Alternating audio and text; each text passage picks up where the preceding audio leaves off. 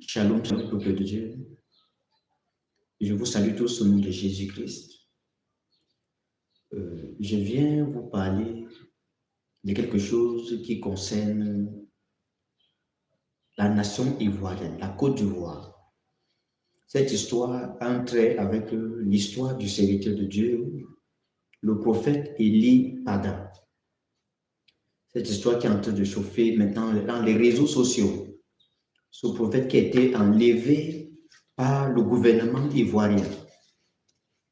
Et vous voyez, avec la complicité, avec l'autorisation et l'ordre du chef de l'État. Maintenant, écoutez bien cette parole que je vais vous annoncer de la part du Seigneur. Écoutez bien cette parole. Gouvernement, je parle au gouvernement de la Côte d'Ivoire. Regardez, vous pouvez faire des choses et vous comporter comme vous voulez, mais dès lors où vous touchez les joints de l'Éternel, vous aurez sérieusement des problèmes à cause de ça. Car cet homme, ce serviteur de Dieu, il dit des choses que Dieu lui demande. Il ne parle pas de lui-même. Et puisque vous vous êtes levé, ici je parle au gouvernement ivoirien et précisément au président de la Côte d'Ivoire. Je parle au président de la Côte d'Ivoire, je parle à tout son gouvernement. Vous tous qui êtes au courant de cette histoire qui se passe au sujet du prophète de Dieu. Vous avez décidé d'éliminer le prophète de Dieu. Ce sont des choses que vous avez dans votre cœur.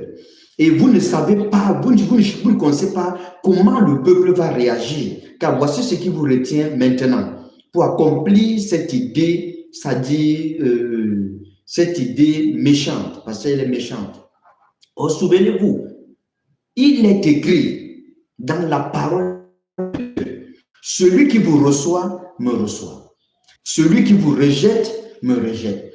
Sachez-le aussi, puisque vous êtes levé, vous ou toi, le gouvernement ivoirien, tu t'es levé avec ton chef d'État, tu as arrêté le prophète de Dieu et tu cherches à détruire sa vie. Sache que c'est Dieu que tu as attaqué directement. Je parle ici au président de la Côte d'Ivoire et à tout son gouvernement.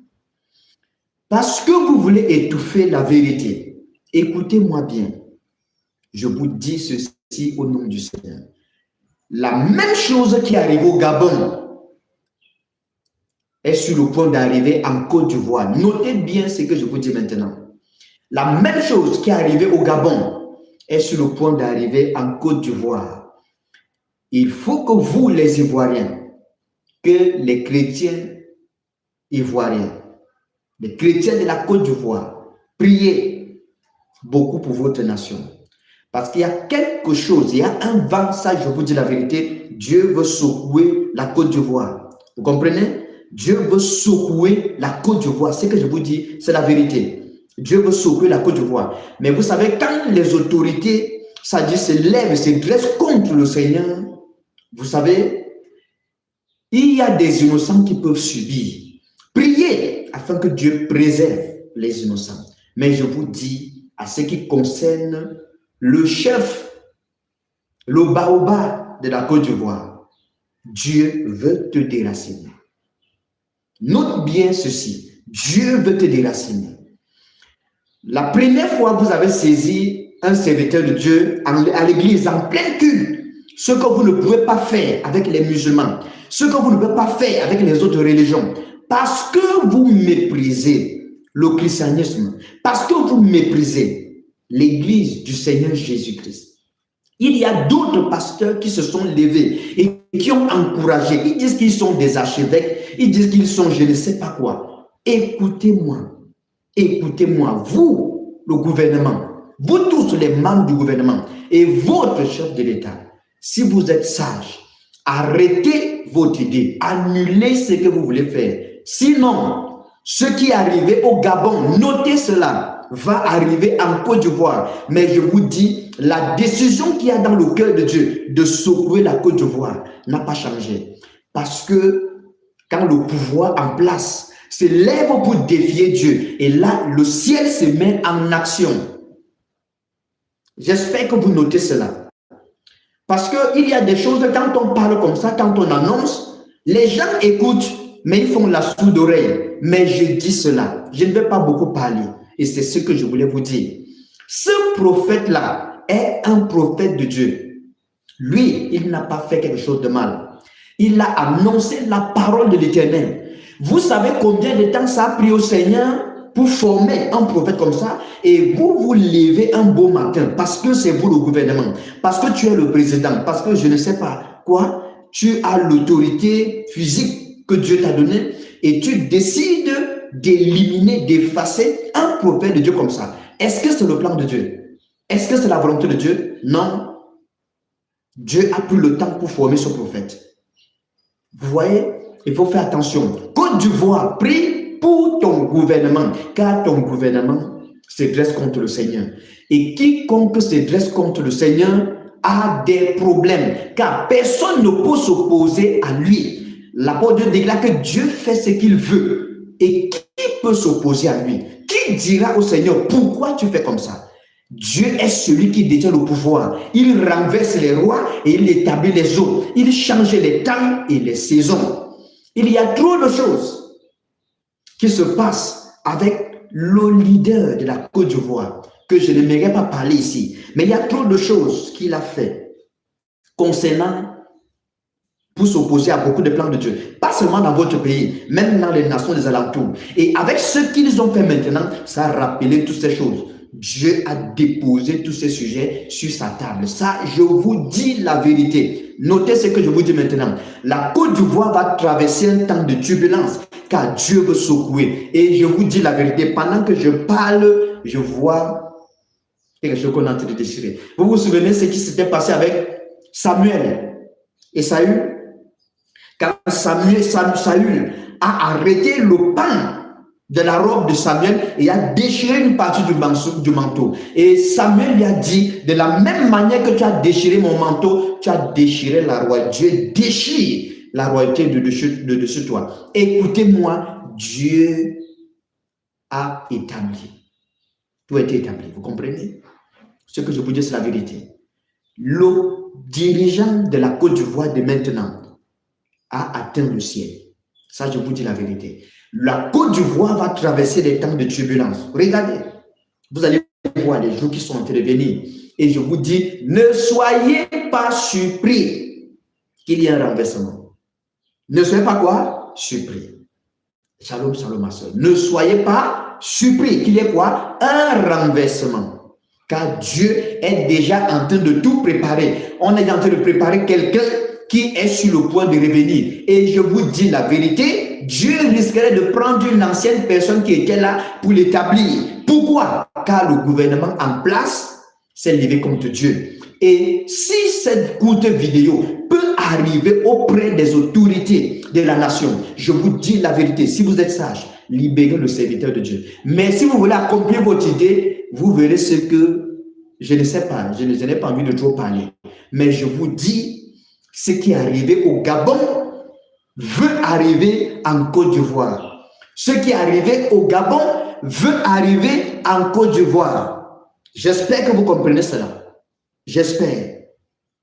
Vous ne pouvez pas vous lever contre le Seigneur comme ça et vous en sortir. Ça, c'est impossible. Ça, c'est impossible. Et tous les pasteurs qui se lèvent pour commenter négativement, parce qu'ils sont juste jaloux. Faites attention, car je vous dis la vérité. Écoutez-moi bien. Beaucoup des pasteurs de la Côte d'Ivoire ont fait alliance avec Satan. Je vous dis la vérité. Beaucoup des pasteurs de la Côte d'Ivoire ont fait alliance avec Satan. Et souvent, vous les voyez parler comme ça. Mais écoutez-moi. Ce prophète-là, il est un serviteur de l'Éternel. Notez bien ce que je vous dis. Il est un véritable prophète de Dieu. Donc, faites attention. Côte d'Ivoire, tu peux encore limiter des choses qui vont se passer dans ta nation. Mais je vous dis, note bien, des jours de turbulence arrivent. Dieu va secouer cette nation. Car le péché des leaders, plus précisément du leader de la nation, est arrivé jusqu'à Dieu. Dieu a dit à Abraham, donc tes descendants seront étrangers dans un pays jusqu'à ce que l'iniquité des Amoréens atteigne son comble. J'espère que je vous ai parlé et j'espère que vous avez saisi que la Côte d'Ivoire prie beaucoup. Priez pour vos familles, priez pour vos enfants, car des jours de turbulence arrivent. Pourquoi? Il est écrit, ne touchez pas à mes joints et ne faites point de mal à mes prophètes. Celui qui touche les joints de Dieu et qui se lève et fait du mal au prophète de Dieu, il a cherché sa part de problème avec Dieu. Je vous ai parlé au nom du Seigneur. Je vous ai parlé au nom du Seigneur. J'espère que vous allez comprendre. La femme qui dit que ce prophète prophétise par Baal, mettez un point d'interrogation sur cette femme. Vous comprenez? Mettez un point d'interrogation sur cette femme. Ce prophète Élie-Pada, il est un prophète de l'Éternel. Il n'est pas un faux prophète. Le prophète Élie-Pada n'est pas un faux prophète. Il est un véritable serviteur du Seigneur. Ceux qui se sont levés pour dire qu'ils prophétisent par Baal, c'est leur problème là-bas. Pardon, mais moi je vous dis la vérité, la Côte d'Ivoire, prépare-toi, des jours de turbulence sont en train de venir sur toi. Car tes leaders, tes dirigeants se sont levés contre le Très-Haut. Et Dieu, je vous ai dit, j'ai vu quelque chose. Dieu a déchiré quelque chose.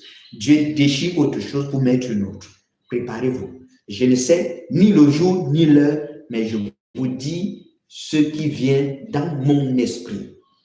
Que le Seigneur vous bénisse et qu'il vous garde. Comprenez? C'est pour cela que je dis que la femme qui dit qu'elle est prophétesse, que le prophète Élie-Pada prophétise par Baal, elle dira au Seigneur où elle a vu Baal parler au prophète Élie-Pada. Vous comprenez? La parole de Dieu déclare ceci. Malheur à vous quand tous les gens disent du bien de vous. Mais moi, je vous dis, cet homme est un serviteur de l'Éternel. Il est un fils de Dieu et je vous le déclare au nom du Seigneur. Il est innocent. Il est quoi? Innocent. Innocent. Et ce que vous voyez là, il y a vraiment tout un grand complot derrière cet homme de Dieu que vous voyez. C'est tout un grand complot. C'est tout un grand complot. Pendant que vous avez parlé, j'ai parlé du gouvernement ivoirien et j'ai parlé des hommes de Dieu. J'ai parlé du gouvernement ivoirien et j'ai parlé des hommes de Dieu. Faites attention.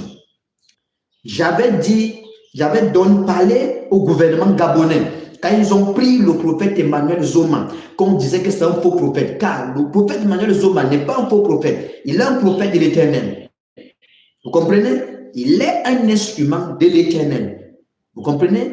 Il est bien vrai qu'il est encore dans sa jeunesse, il y a des choses qu'il ne saisit pas, mais Dieu va l'aider à comprendre beaucoup de choses. J'avais dit au gouvernement gabonais, comme vous avez arrêté ce prophète, voici ce que Dieu dit. Ça a passé combien de mois? Et ce président-là, il est où? Et son gouvernement, ils sont où aujourd'hui? Dieu les a tous balayés. Côte d'Ivoire, Côte d'Ivoire, Côte d'Ivoire, des jours de turbulence viennent sur toi. J'espère. On dit un homme averti en vaut deux. J'espère que vous allez écouter mon conseil de libérer le prophète du Seigneur. Mais je vous dis quand même si vous libérez le prophète de Dieu, la Côte d'Ivoire doit traverser des temps de turbulence.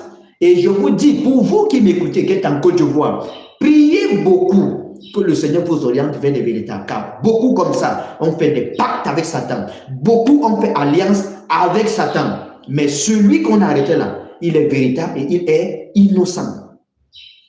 Voici ce que je voulais vous parler de cette situation. C'est ce que je voulais vous parler.